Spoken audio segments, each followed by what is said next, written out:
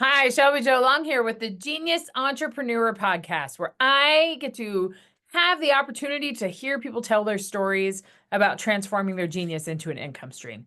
And I'm very excited about this new development that I have, a new stream that we have within the podcast, where I'm interviewing prominent women in construction as a way to lead up to the Women in Construction event that I'm hosting in the spring in Missoula, Montana.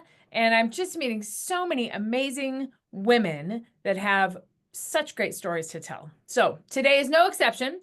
I'll let Barb introduce herself, but I wanted to welcome you to the interview today, Barb, to tell your story.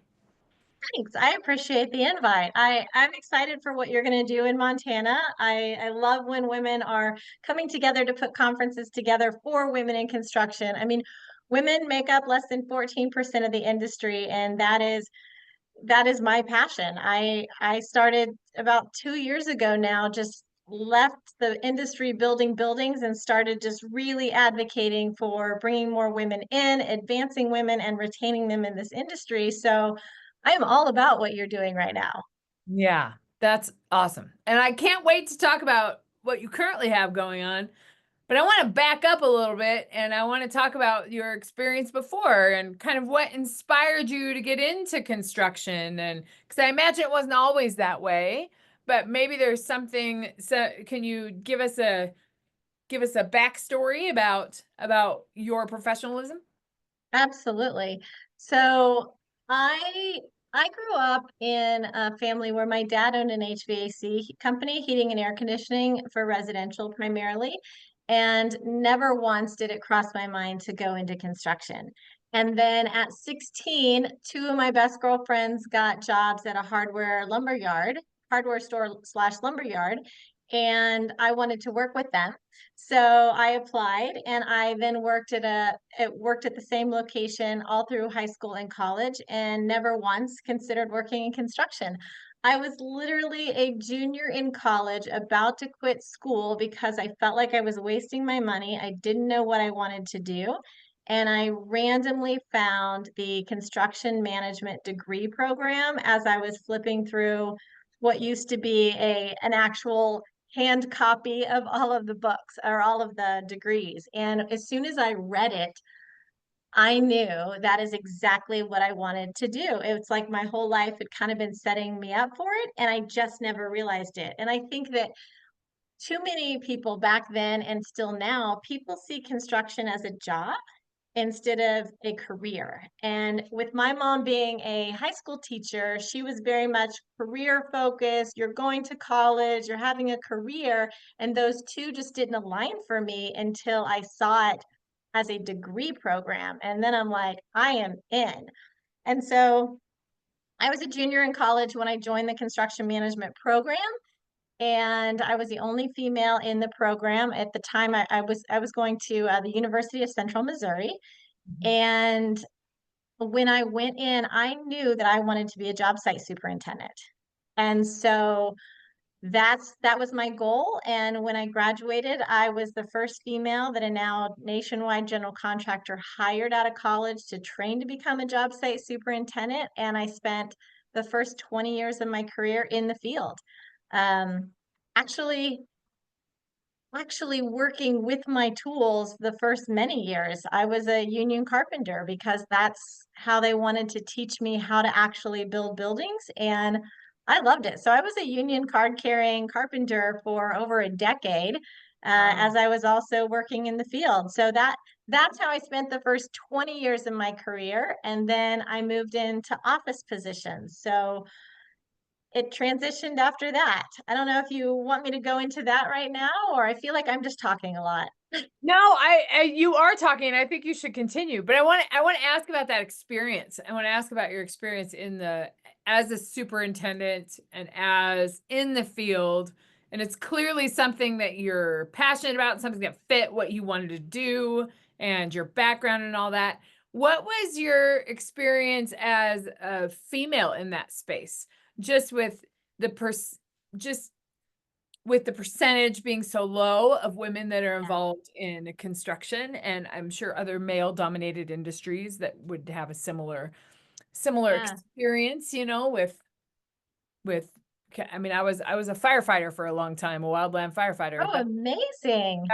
That's a male dominated field. I was in college debate. That's a male dominated field. So I think there's an experience in that is unique. So can you talk a little bit about that? Oh, I could, and I could do it for days on end. So you may have to set a timer on me and stop me. But so when I first went into the industry, when I first, graduated college and then actually went into the field, I I did everything I could to blend in and to be one of the guys. And I literally, this is the first thing I usually say when I start my keynote speeches. I spent the first 20 years of my career avoiding women.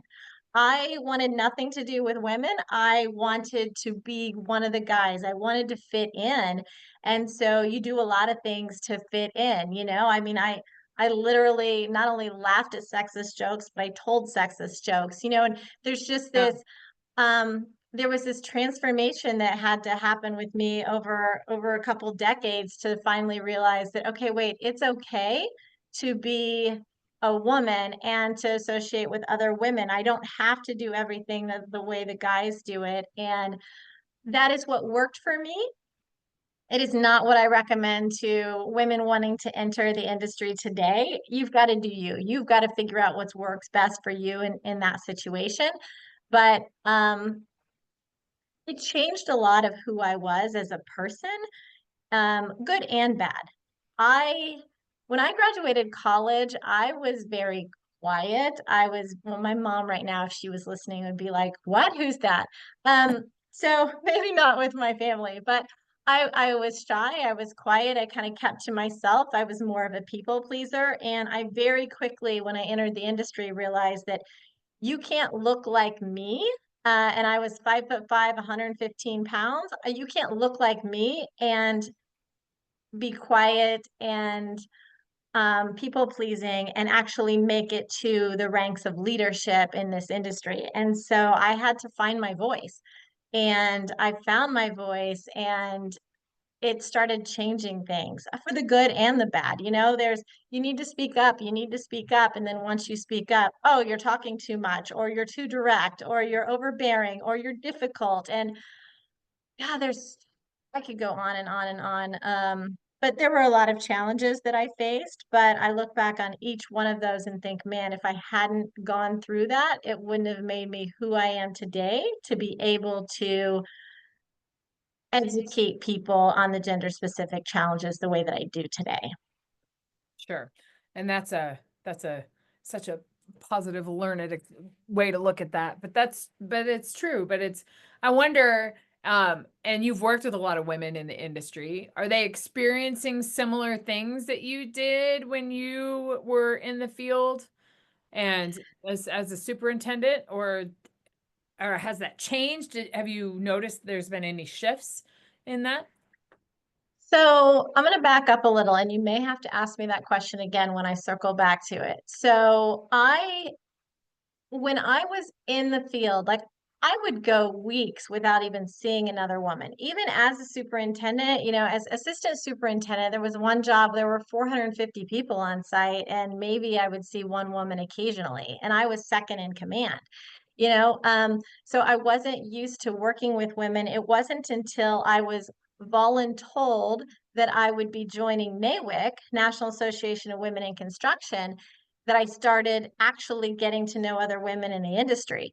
And I didn't want to join I didn't want to be around the women. I didn't want to do all those things. But as soon as I joined the organization, I started to realize, wait a second, there are other women, even if they're not in the field doing what I'm doing, they're experiencing very similar things that I experience. And that's not just project managers, it could be project coordinators, it could be insurance sales, it could be surety and bonds. They were all started facing that. I'm realizing they're facing similar things. And it was an outlet for me to be able to talk to someone that actually understood something similar to what I was going through, which is different than going home and talking to your husband, who my ex-husband was also in the industry.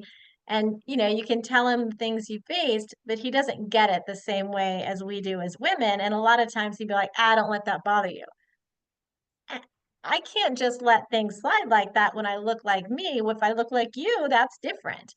Yeah. Um, and so my working with women really came later in my career, and really just the last couple years starting to really get to know women across the United States and hear their stories and their experiences. The ones that are my age, and I'm 50 this year, I think so many of us are stepping out of our original roles or what we've been doing forever, and we're starting this more advocacy work. It's like we've gotten to a point where we are, okay, we've made what we wanted to make of ourselves and to create this career and get to the highest points. Now it's time for us to go out and see if we can make a difference. And the stories are they're so similar, whether they're in the field or in the office. And I think that's something that's really important for people to understand is women in construction isn't just in the field. The women in the office face very similar things as well. Yeah. So when let's talk about what you're doing now and how what kind of I always love to ask the question about what inspired that not it's not a transition, but what inspired that different move within the industry, right? Something Yeah. inspired you to become that advocate and to put this group together. Maybe the group came later, but Yeah.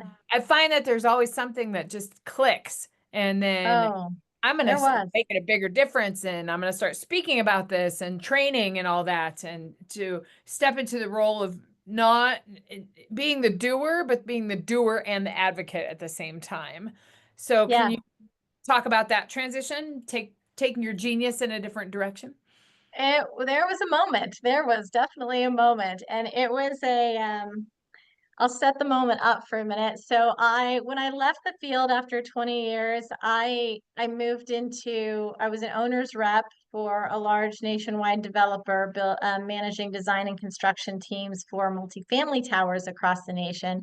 I did that for a few years, but then I decided to go back to the general contracting side because I really loved mentoring and managing direct reports. And I wasn't getting that opportunity as an owner's rep, which we don't usually get that opportunity as an owner's rep in this industry. You don't usually have a team underneath you. So I went back to the general contractor side, and I was there a couple years, and so I was operations director. And one night I get a text from my boss, the vice president, second in command at the company, and he says, "Hey, can we meet in the morning?" And I said, "Sure." And then I walk into the conference room in the morning, and it's my boss and the HR director. And that's never good, right? No offense to HR directors, but none of us think that's good when we walk into a room and you're surprisingly sitting there. And they proceeded to tell me that there had been complaints that I was difficult to work with and I was difficult to work for, and they wanted to get me a coach. And my response was, fantastic. I love a coach. I am all about self-improvement, but you're gonna have to tell me more about how I'm difficult. I can't just go to a coach and say, "Hey, can you make me less difficult?" She's gonna say, "What does that mean? In what way?" Right? And it was their response that ignited the change in direction in my career. And their response was, no one could really articulate it. It's just kind of a feeling, and no one had specific examples. And I Yeah. said, okay, let me explain to you. This has been happening my entire career. They don't expect someone who looks like me to talk to them the same way that a 6'2", bald, beer belly, bearded, plaid shirt wearing man would talk to them. They find him effective, they find me difficult. And as we talked, and I explained to them more situations throughout my career, the HR director finally said, "This is beginning to sound a lot like unconscious bias." To which my boss said, "What's that?" Yeah. And I thought it was that moment when I thought, man, I've been having these same conversations for 25 years. Now, granted, we didn't call it unconscious bias back then, but I've been having these same conversations, and here I am sitting with a man that is my age and he doesn't even know what it is. How can I make a difference related to this? And it took me another 3, 4 months, and I just kept processing everything. And I finally decided, you know what? I'm going to go out and see if I can make a difference, see if I can help educate the industry on what these gender specific challenges are. What is unconscious bias? What are the challenges that women face in the industry? And how can we work together to fix them? It's not anyone's fault that is currently living, right? This is just society, the way that it has transformed, and we have to understand it so that we can start to change it. And where I really come from on this is being a superintendent for the majority of my career. My job was to get the predominantly men in the field on the same page, moving in the same direction. And so I know how to speak to them. And being a woman who's been in the field in the office, I know how to speak to those women as well. And so working together to help educate and bring us together to fix this, that's that's that's how it started, and that's what I'm doing now. So let's transition to that. There's a, I mean, I think there's a, I don't know, it almost feels like a service component, right? And many of the consultants that I've talked to that have transitioned their genius into an income stream have that moment where they're like, there's a problem here. I want to make a bigger impact. I want to speak to more people. And maybe that's not what I do right now, but I feel like that's something I want to do, and I want to create the conversation about it because it's not being had. And I think there's that, it sounds like that moment. It was like, yeah, it's time to do that. So Mhm. tell us, tell us what that looks like now with your advocacy and your speaking and your business and your club and all that. You've got all sorts of things going on that are so exciting. I do. And the hardest thing of having all these things going is that as a solopreneur, primarily, it's all on me, right? Yeah. Um, so that's been the hardest struggle for me. But yeah, so for me, the primary thing that I do is professional speaking, and I speak on stages across the United States, helping audiences better understand gender specific challenges. I also speak on leadership topics, but I my bread and butter is really the gender specific challenges, and I've developed a framework that I titled One Ladder that focuses on how those challenges can really be labeled into 4 categories: broken rungs, sticky rungs, slippery rungs, and missing rungs. And that's that's really the main thing that I do when I'm speaking on stage, is helping people better understand what those are, how they affect people, and how we can work together to change them. And what's interesting is when I started out in this business, I knew that I really wanted to speak to men. I I I want to make the biggest difference I possibly can for women in this industry. And as women, we can work our asses off, but we are less than 14% of the industry. So we can only make so much of a difference. The men make up the majority, and if we can reach them, that's where I can make the biggest impact. But at the same time, I really wanted to do something to support women in the industry. And that's where I came up with the 14 Percenters quarterly subscription box. And it's just a way for women in the industry to get a box every quarter that they open up and are reminded that, man, I do belong here. Someone actually gets me. This is actually made for me and not with me in mind second. Because everything we get in this industry, most everything we get in this industry is made for men first, and then they like to use the term pink it and shrink it to make it fit for women. And that's not the way it fits for us. And so this quarterly subscription box is a way just for me to help other women feel like I do belong, someone gets me. This is actually made with me in mind first. Yeah, that's great. And You're speaking all over the country. You're looking to expand that. I'm looking forward to maybe having you on stage at the Women in Construction Conference in May. So what are you working on right now? You've got something going on right now that's kind of exciting that's going to release here in the next couple of months. I do. I am dedicated to finishing my book by the end of this year. And I said that before it was going to be done before my 50th birthday, and then life happens, right? I've But happened. the goal of this is to finish that book by the end of 2024 and have it out by the time WIC Week, Women in Construction Week, rolls around for the 1st of March. Yeah, that's exciting. And congratulations. That's a big Thanks. feat. Writing a book is Thanks. not for the faint of heart. It's a lot of work. So Yeah, yeah, it's exciting to have that asset with your under your belt. And I'm thanks. looking forward to connecting with you more about the Women in Construction, the WIC conferences, and I think there's just a ton of synergy with what you do and what I do. And I Yes. I am really excited about it's just great to hear your story about how you transformed your experience into something that helps others. So I think that's incredible.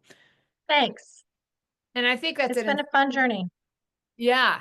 And sometimes it's not fun when you're in it, but then when you see what's happened and what kind of impact you can make, then you're like, "Oh, yeah, that was worth it." Yeah. It wasn't really that fun. But I I think feel it's a like that. yeah. I think that there's so many times when, when like one of the hardest times I remember ever going through, I was just like, what is happening right now? Like I wanted nothing but to be a superintendent for my whole career. I loved being a superintendent, and I was just going through something that was so making it so much harder than it needed to be. And if I hadn't gone through that, it wouldn't have made me start thinking about opportunities outside of that position. And there are a lot of people who say everything happens for a reason. I don't really believe that, but I do believe that whatever happens, you figure out how to turn it into something else, right? Like it can lead you somewhere else that's bigger and better and braver. And that's exactly what each of my hard things did. I don't want anyone to think that it wasn't hard. It was hard. It was the 90s when I started. And there are times that it is still hard, but it's worth it. This industry is worth it. And I want more women to know about it. I want more women to be joining and to stay and to get advanced into these leadership roles. So that's why I keep doing it. Which is it's a great cause. I'll ask you one more question. I just keep asking questions. What is your vision for women in this industry, in construction, in the trades, in the next, say, 5 to 10 years? Do you think there's going to be a bigger percentage of women that are joining? God, Do you, I hope so. yeah. I I really hope so. Right now, I titled my subscription box 14 percenters because women make up less than 14% of the industry, but that varies per every state. So my recollection, and I haven't checked stats recently, but there are states that women in construction are around 9%, and Maryland is the highest with 14% right now. And those numbers are all aspects of construction. If you talk about tradeswomen only make up about 4% of the industry nationwide. And so, yes, I want to bring more women into the trades, into the office positions. I, in 5 to 10 years, I mean, let me just focus on five. Like to be able to double the number of tradeswomen in this industry, like when I started out in 96, I think women made up 7 to 8% of the total industry. And then when I started speaking in 2022, we were only at 10. So marginal We're increase. we're talking 2 to 3% over 2.5 decades. That's not okay. But I think that our workforce development, I think there is a major labor shortage. And depending on the new um, what's the word that I want to use? I'm going to say regiment, whatever, that is coming into office, that may change even more if we don't have the workers that we have now. And the women can fill these spots. I mean, women are make up more than 51% of the whole country, and yet less than 14% of one of the largest industries that our country employs. So Yeah. yes, in the next 5 years, we should easily be able to double what's happening with women in this industry.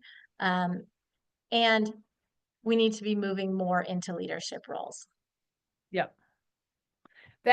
Those are the conversations that I'm excited to have. My business partner, Gabby, who's a project manager, she experiences that same thing, and the labor shortages, and we want to really address that in this conference, because it's a big deal, and it's It only is. going to be more challenging. So, Absolutely. yeah. Well, Barb, thank you for coming to this interview today. What a thrill to hear your story. Yeah, I would just ask if there was, when you made that transition to step into more consulting and coaching and training, what would you say to the person that, because I feel like you had the entrepreneur in you, but maybe didn't know what that looked like. I had a similar experience when I transitioned from academia into business. I was like, I have all these things that I want to do, and I want to get better, and it's okay if I fail, because that's just, I'm going to learn something. I think those are kind of entrepreneur traits that we may have in us and don't discover it until we're actually out there. So what Yeah. would you say to somebody that is thinking about solving that bigger problem and making a bigger impact and stepping out to teach what they know and do what they know at the same time? Two things. I would say believe in yourself. You have gotten to a position in your career because you're that good. And I looked around and thought, okay, there are other people running businesses successfully that I can't believe they're successful. I know I can do it. So believe in yourself. But the other thing has been that I would recommend is you've got to create that network of experts, that group of friends and experts that, okay, this one better understands the financial side of what you're about to do. This one better understands the marketing side of what you're about to do, because it's so much to take on as a single solopreneur. Um, you spend so much time spinning your wheels trying to figure it out, because that's what we've done our whole careers, is figure out how to become the best. Save some of that time and get the right people on board just to help. And sometimes it can even be free, right? Like it can be, hey, I'm going to offer you some advice here if you'll offer me some advice here. So use your resources, find the right ones and use them. Those are all great pieces of advice for those people that are thinking about stepping into consulting, especially the believe in yourself. And you don't have to do it alone. You are a solo entrepreneur, but there are many resources around you to help you get to where you want to be. So, Absolutely. And, for me, I'm not married. I've been single for a very long time now. So stepping out, I didn't have another income to fall back on. I didn't have a trust fund. It was just, okay, here's money I'm going to set aside. I know I'm not going to make money for the next several months, and I'm going to figure out how to do it. yep. I had to believe in myself, or I'd still be building buildings, being who I was before. Who you were before, which is not where you want to be in the future. No, Yep. Make a big impact, make a difference. Well, Barb, thank you for coming to the interview today. I will include your link so everybody can follow you on LinkedIn and your website and all of that. And I really thanks. look forward to meeting with you in the new year to talk about this conference and see what kind of magic we can make there. Absolutely. Yes. Well, and to all you listeners out there, I think we heard some really important lessons and stories and advice for how to transition your expertise into a consulting or a coaching career, because you have the experience and you have been through the challenges and you can help others walk that path too. And that is what's inspiring. And I think what's even more inspiring is that this is in a space, the women in construction, and where the space that's kind of ripe to make that kind of impact. So very excited to work with you again, Barb. So thank you. Ditto. Thank you, ma'am. And we'll see you, all you listeners, next time when we tell other stories about how to inspire you to think about your expertise in a different way and make a difference in this world. We'll see you next time.